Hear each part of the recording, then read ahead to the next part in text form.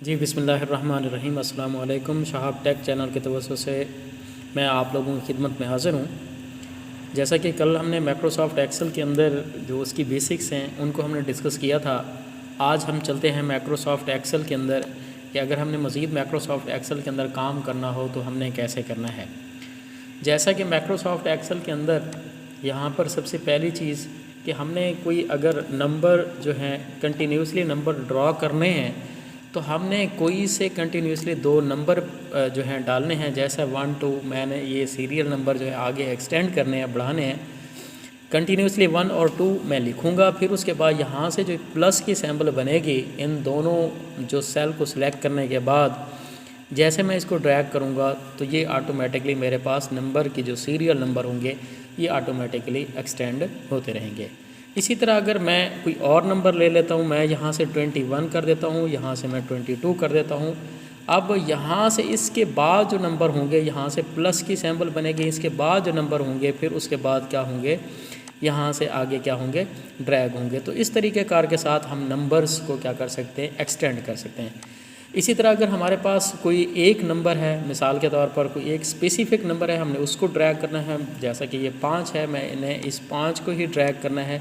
अब यहाँ पर ये प्लस की सिंबल बनेगी तो यही 5 ही क्या होगा, ड्रा होगा। तो इस तरीके कार के साथ हम किसी भी नंबर की हम ड्रैगिंग कर सकते हैं। इसी तरह अगर हमारे पास जैसा कि डेज़ ऑफ वीक होते हैं, जहाँ पर डेज़ ऑफ वीक में सबसे पहले मैं कर देता हूँ सैटरडे।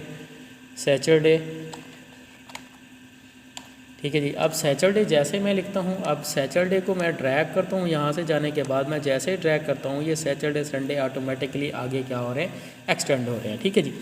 उसके बाद अगर मैं यहाँ पर मंथ्स के आ जाता हूँ, जिस तरह जनवरी है JANUARY, जनवरी को है, मैं लिखता हूँ यहाँ पर जनवरी को मैं एक्सटेंड करना चाहता हूँ।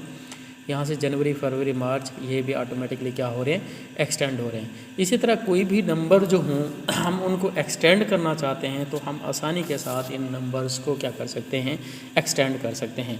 इसी तरह अगर हमारे पास कोई भी अल्फ़ाबेटिक लिखा हुआ है, यहाँ से जैसे ए लिखा हुआ है, अब मैं इस ए को जो है ड्रैग करता हूँ, अब यही ए ही जाएगा। इसी तरह अगर हमारे पास कोई और चीज़ लिखी हुई है तो ये भी।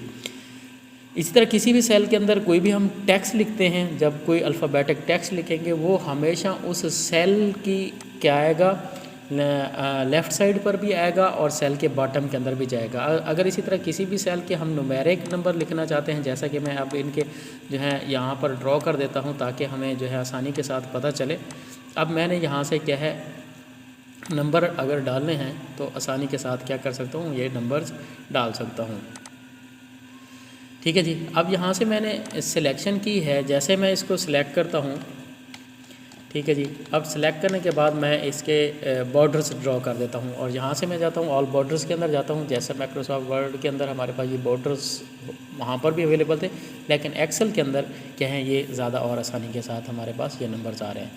अब यहाँ पर देखना ये है कि जैसा कि किसी भी कॉलम के अंदर उसके कॉलम के अंदर जो टेक्स्ट होता है वो टेक्स्ट क्या होता है, हमेशा इंग्लिश का जो टेक्स्ट होता है अल्फ़ाबेटिक होता है वो लेफ़्ट साइड पर भी होता है और बॉटम के अंदर भी होता है। इसी तरह अगर न्यूमेरिक टेक्स्ट हमारे पास है वो हमेशा राइट साइड पर भी होगा और बॉटम पे भी होगा। तो इस तरीके कार के साथ हम कोई भी नंबर्स जो है वो ड्रा कर सकते हैं और फिर उसके बाद हम उनके बॉर्डर्स भी क्या कर सकते हैं, आसानी के साथ ड्रॉ कर सकते हैं। उसके बाद हमारे पास यहाँ पर जैसा कि होम टैब है, होम टैब के अंदर अगर जाते हैं तो यहाँ पर हमारे पास टेक्स्ट है, फ़ॉन्ट साइज़ है, फ़ॉन्ट स्टाइल है, फ़ॉन्ट को बढ़ाना है, कम ज़्यादा करना है, बोल्ड इटैलिक है, फिर उसके बाद यहाँ पर ऑल बॉर्डर्स हैं, फिर उसके बाद क्या फिल कलर वगैरह, ये टेक्स्ट कलर, ये चीज़ें हमारे पास हैं पड़ी। इसी के अंदर हमारे पास नेक्स्ट जो चीज़ है वो है अलाइनमेंट। अलाइनमेंट का मतलब ये होता है कि टेक्स्ट हमारा अलाइन कैसे हो।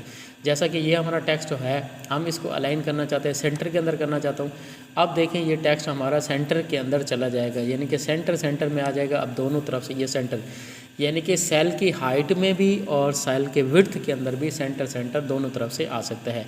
इसी तरह अगर मैं करना चाहता हूँ, इसको लेफ़्ट साइड पर करना चाहता हूँ और लेफ़्ट साइड पर कर सकता हूँ, राइट साइड पर करना चाहता हूँ, राइट साइड पर कर सकता हूँ। अगर मैं इसको सेंट्रलाइज़ करना चाहता हूँ, किसी भी सेल के अंदर टेक्स्ट को जो है हम क्या करना चाहते हैं, उसकी अलाइनमेंट करना चाहते हैं, तो यहाँ से हम टेक्स्ट की अलाइनमेंट आसानी के साथ कर सकते हैं। फिर उसके बाद हमारे पास है यहाँ से जैसा कि ये हमारे पास टेक्स्ट ठहरा है, अब हम चाहते हैं इस टेक्स्ट को हम क्या करें, रोटेट करें। तो यहाँ पर हमारे पास है ओरिएंटेशन टेक्स्ट।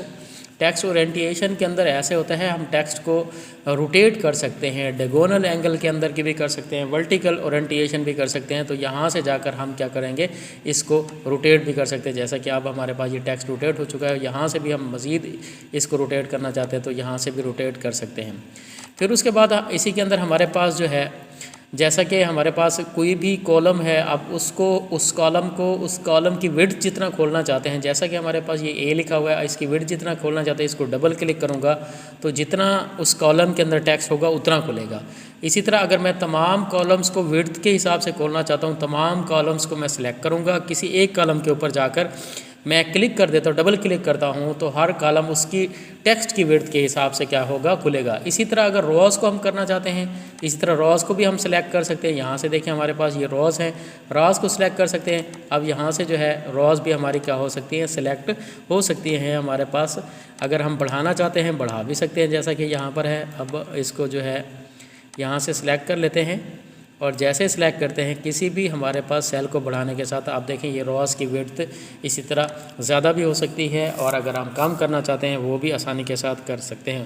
उम्मीद करते हैं कि आज की वीडियो आप लोगों को पसंद आएगी। इंशाल्लाह नेक्स्ट वीडियो के साथ आप लोगों की खिदमत फिर हाजिर होंगे। तब तक अल्लाह हाफिज़।